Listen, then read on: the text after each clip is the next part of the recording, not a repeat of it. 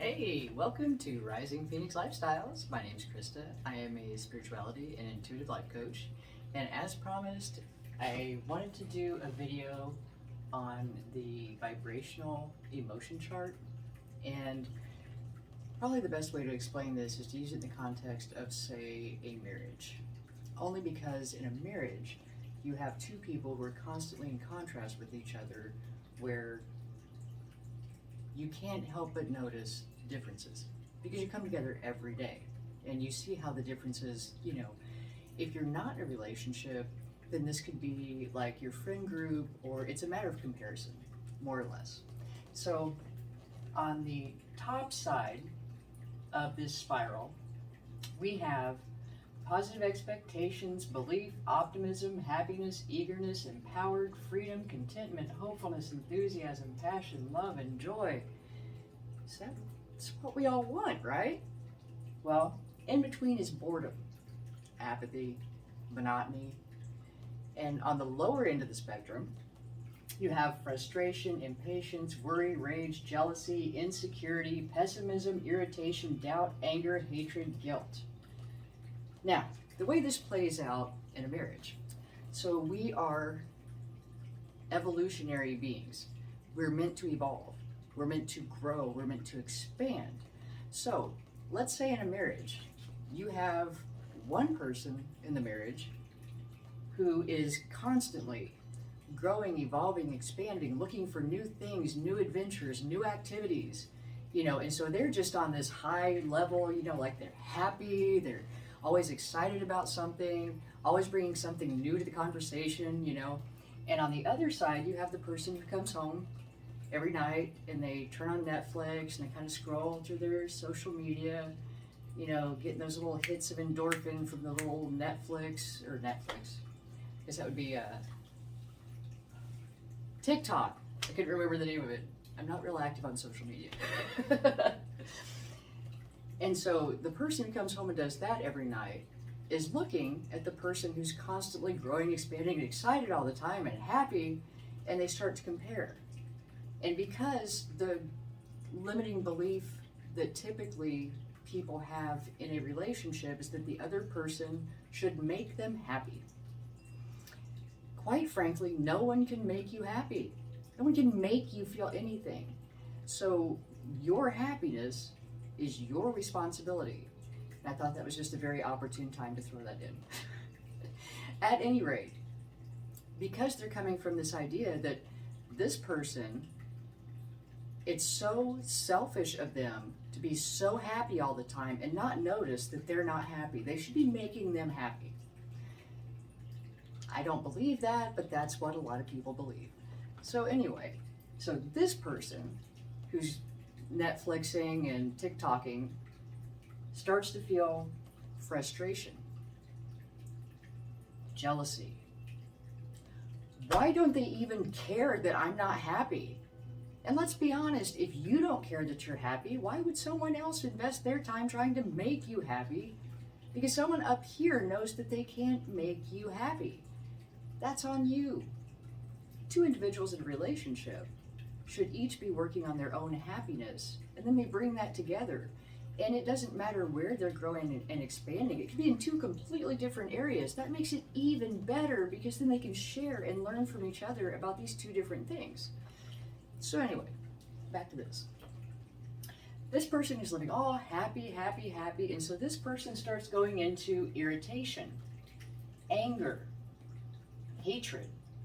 So this person who sits on the couch every night and doesn't do anything to try and stimulate their mind or grow and develop new interests or hobbies or anything that would create happiness in their life, starts picking fights and picking at the guy that's happy. How dare you be happy when I'm not? I know, but you all know too from relationships. This does play out. And what ends up in a lot of these situations, either this happy person is like, you are a drag and I'm cutting the anchor loose and ask for divorce, or because they're so freaking happy, they try and make it work out. So if they stay, this person typically will end up having an affair, developing a gambling addiction that runs them into bankruptcy or what have you, because they're in this place of comparison to the person who's very happy, and they want that happiness, and they feel like it's that person's responsibility to give it to them. But that's one way that this can play out in a real life scenario. It happens in friendships, it can be in your peer group, where you look at this person who's living this amazing existence, and it creates these feelings in you. Well, when you're feeling this way, that is a good indication that you need something new in your life. You need adventure. Oh my goodness. Sorry, the cat's helping again. Hi, Smokey. So helpful. And it's no one else's responsibility to bring that into your life but yours. And if you're both down here, or your friend group's down here, get new friends. Oh my gosh, because we as energetic beings are meant to harmonize with our surroundings. That's our default. Now, you can become solid enough in your own energy that you can be around people who have lower vibrations and not let it affect you. You can actually dominate the environment with your energy when you're that centered in it. But for starters, just coming out of the box, most people aren't. So what happens is you get around people like this, and if it's been your friend group for years, you've actually created neurons in your brain that bring you to that level automatically. So this becomes your set point. And in order to get out of that, something different, something new has to happen. And that's where you get positive expectations, belief, optimism, excitement. Smokey, Smokey. Hey, don't. Sorry. We were about to have a massive camera collapse. So once you get in this level and you start to feel the change in your mindset, in your just your day-to-day life, and you want to hang on to that, right? You want to maintain that. So one, when they say you can't control your environment, that is absolutely true. You cannot walk into any random environment and make it the way you want it. However, you can choose your environment. So I don't have to choose this negative, ugly environment. I can choose a very positive one. And that's how you help to maintain that high vibration. Be around other people who are growing and expanding. Be around other people who have learned how to make themselves happy, because then when you're overflowing with that positive energy, you just share with each other all this positivity, and you leave an encounter like that glowing, as opposed to someone who's here where until you've got that real stable energetic place, you feel like they have sucked the soul out of your body because they've drained your energy just being around them. And it's that harmonizing as energetic beings, that natural harmonizing that we do with our environment if we don't know how not to. So anyway, high vibe habits, ways to maintain that high vibe. Maintain gratitude and satisfaction for your now moment, meaning wherever you're at, appreciate it. Find ways to appreciate it. And one of the ways to do that is to look around you and think, how can I make this better? Find something that feels good and then do more of it. If you enjoy a hot bath in the evening that's very satisfying to you, blow it up. Bath pillow, bubble bath, light a candle, soft music, beverage of your choice. Make it a thing, because that is just going to bring more enjoyment. You found one thing you liked, now you've made it really big, and as your vibration raises, you bring more things that you like, more things that make you happy. So you don't have to find a bunch of stuff that makes you happy. Find one and then expand on it. And be grateful for those things that you find, because that's going to help release some of the resistance from those old thought patterns. And that way you will progress more rapidly into maintaining a higher vibe. A daily meditation practice. It's not as difficult as people have made it out to be. It's just getting your brain to shut up, which it's not designed to do. It's a thinker, it's a processor, it's like a computer, you know, and meditation is a way to reboot it. So is sleep. So here's when you're first starting off with meditation, when you sleep at night, all activity, transmitting and receiving of the brain shuts down. And so first thing in the morning is a very good time to get into meditation because you're a clean slate. You are an absolute clean slate first thing in the morning because all of that stopped. So whatever you went to bed with, it's not there anymore. And so get into a quiet, relaxed state. There are guided meditations on YouTube. There are a lot of different ways to meditate, and just find something that works for you. 15 or 20 minutes a day. It's all it takes. And you'll set your intention and set your vibration first thing in the morning before you start your day. That gives you that set point. Now, when you first start off, it's a process. It's like planting a flower. It takes time, okay? So when you first start off, you may only maintain that vibration until breakfast. It's okay. Don't beat yourself up. After you go to sleep again, the next night, wake up, meditation. Maybe today you make it past breakfast. And it's a process, and you'll start learning how to use your emotions as guides as to where you are as far as your alignment and your vibration, and it will all come together. I mean, it took me a long time to really fine-tune and get a deep understanding of how this works. Now my motto is, I do what I want, I get what I want, and I really do. So I mean, this stuff works, it really does, but we're only given little snippets of it here and there, and we don't have a real understanding. Then we just get frustrated and quit. So anyway, watch your diet. And by diet, I don't just mean your food. Food is important. When you feed your body like stuff it can use, stuff that's beneficial to it. And as you get more in alignment, you'll find that you naturally are more in tune with your physical body, and your health will improve because you'll start to crave healthier foods. You'll realize that some of the foods that you've been eating are behind a lot of the health issues that you've been experiencing, or even just fatigue and things like that.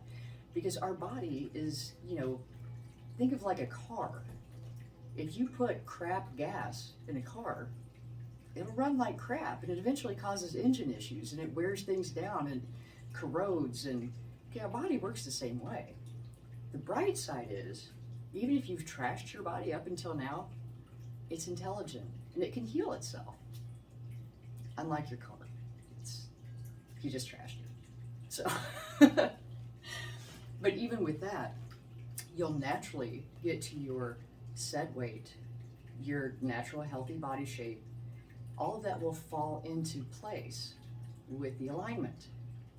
You won't have to keep buying ridiculous diet things or trying to follow some whatever diet, because it just becomes a natural thing for you.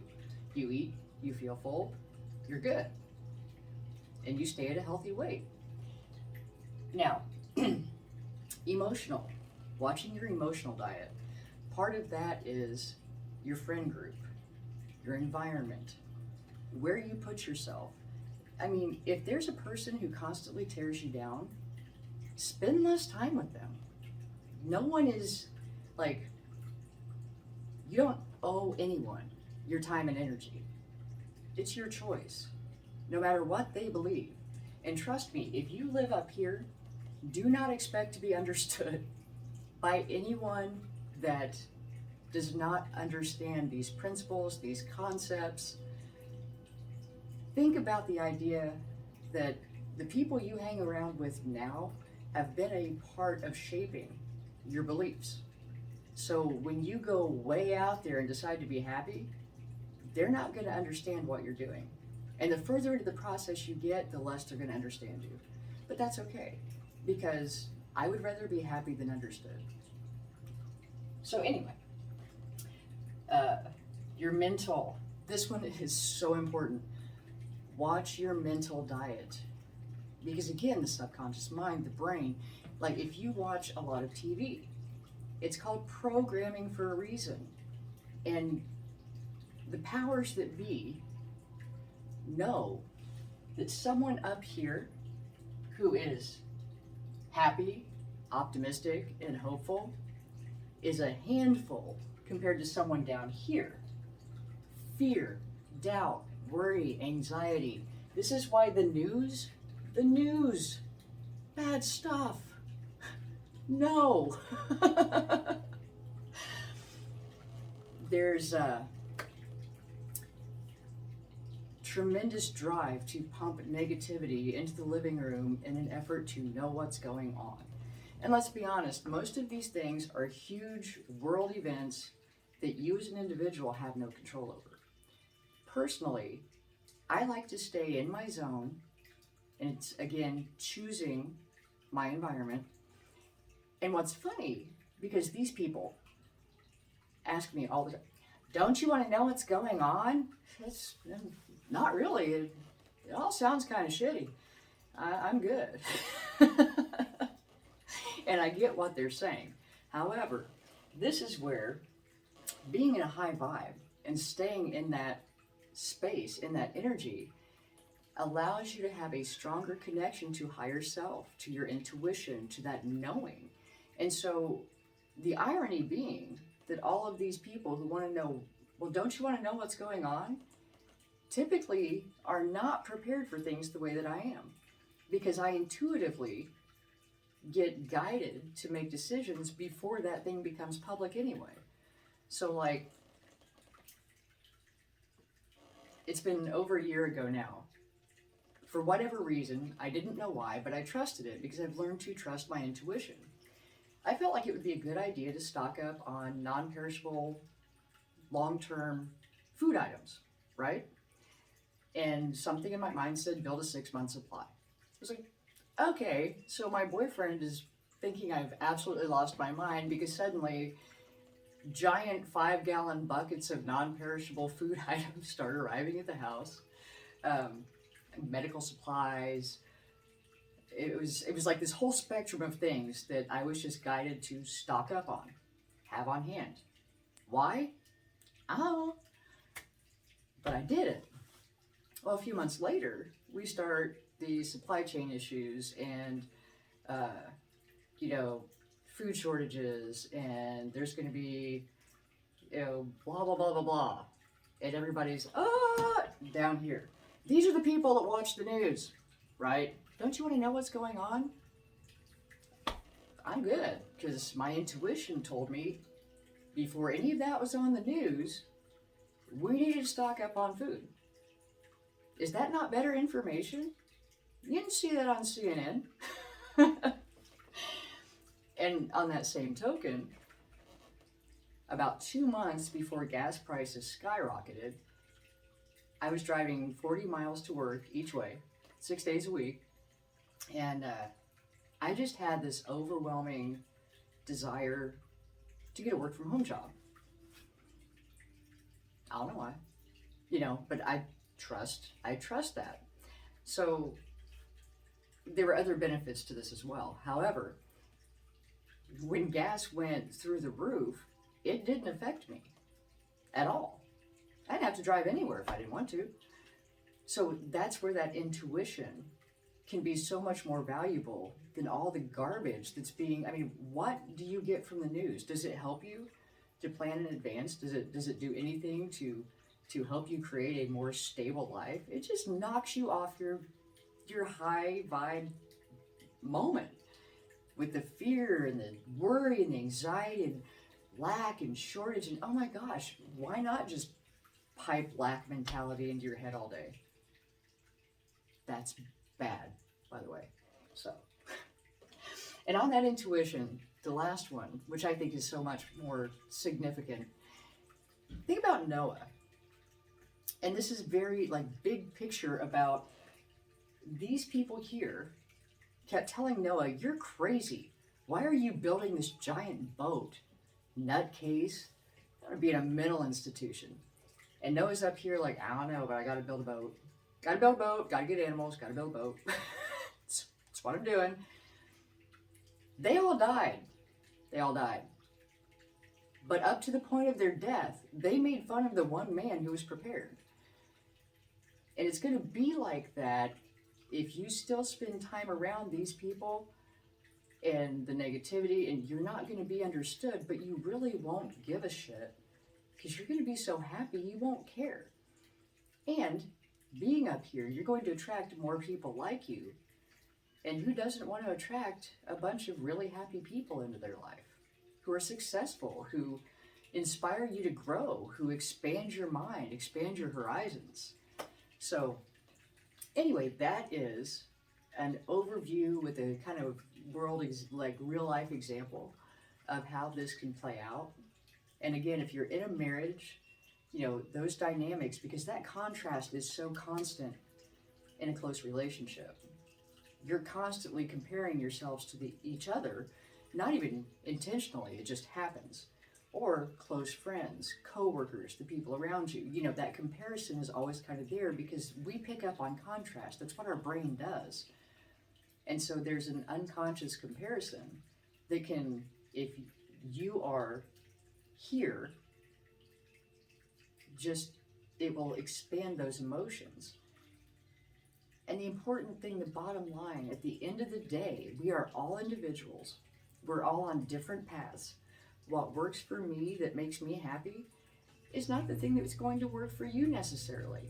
That's why each person is responsible for their own happiness, because what's happy for me is not necessarily happy for the next person.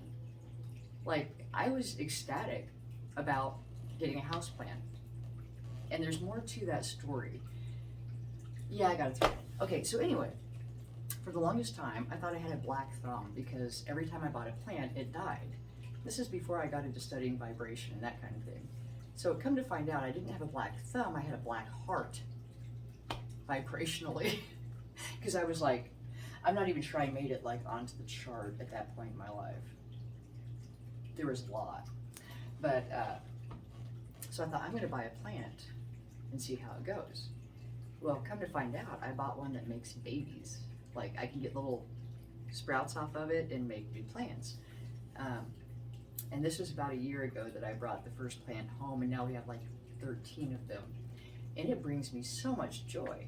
I love having plants in the house. And my boyfriend was like, "You trying to make a jungle in here?" So I'm just saying, each person has their own definition of happy. And it doesn't have to be understood by anyone but that person, because that's who it matters for. It's your responsibility to find that thing for you. Grow, expand, raise your vibration, and see how much magic it brings into your life. All right, well, I have got to get back to my coaching course. Thank you so much for joining me. I hope this was useful. I will talk to you soon. Love and light.